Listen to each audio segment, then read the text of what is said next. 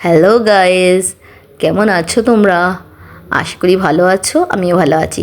আজকে তোমাদের দেখাবো চিকেন গিলে কলজে। তার জন্য আমি গিলে কলজেটা এখন হলুদ আর নুন দিয়ে ফুটিয়ে ওকে ছেঁকে রেখেছি। আর এবারে কড়ায় আমি সর্ষের তেল দিয়েছি পরিমাণ মতো। তারপরে দিয়ে দেবো দুটো তেজপাতা, এলাচ, দালচিনি, গোলমরিচ 4-5টা, আর লং আছে দুটো। এবার দুটো চারটে কাঁচা লঙ্কা দিয়েছি। একটু ভুনে নিয়ে আবার পেঁয়াজ দিয়ে দেবো। এখানে পেঁয়াজ দিয়েছি 3টে মতো, মিডিয়াম সাইজের। এবারে একে কষতে থাকবো। হালকা ব্রাউন হয়ে গেলে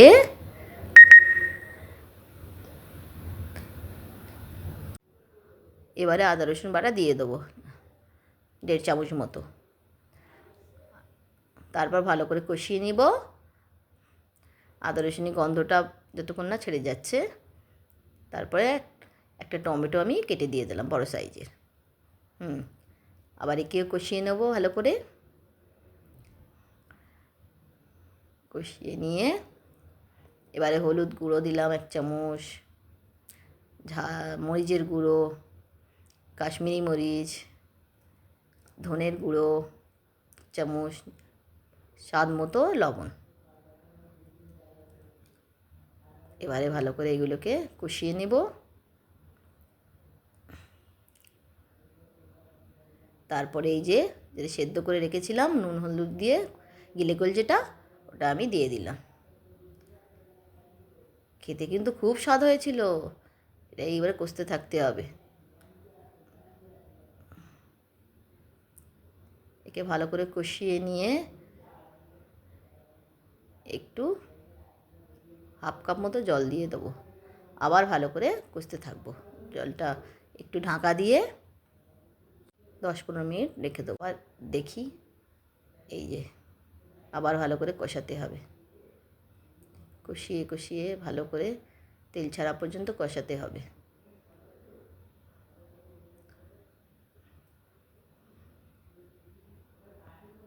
আবার ঢাকা দিয়ে 5 মিনিট মতো রেখে আবার দেখছি।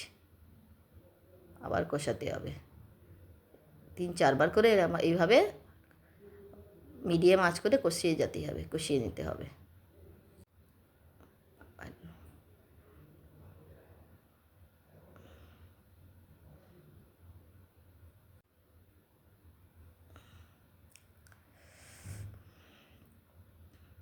এই যে তেল ছেড়ে এসছে কষিয়ে নিয়ে।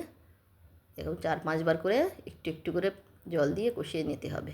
তারপর তেল ছেড়ে এসে এবারে কতটা জল রাখবে তত পরিমাণ জলটা দিয়ে দিতে হবে, যতটা ঝোল রাখার মতন।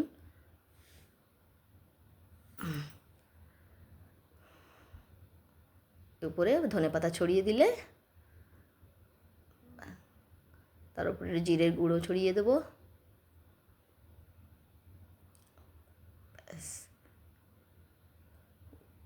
জিরের গুঁড়ো ছড়িয়ে দিয়ে ওকে ঢাকা দিয়ে ফুটিয়ে নিলেই হয়ে যাবে। কি সুন্দর হয়েছে খেতে, তো এত মজা হয়েছে কি বলবো। আল্লাহ হাফেজ।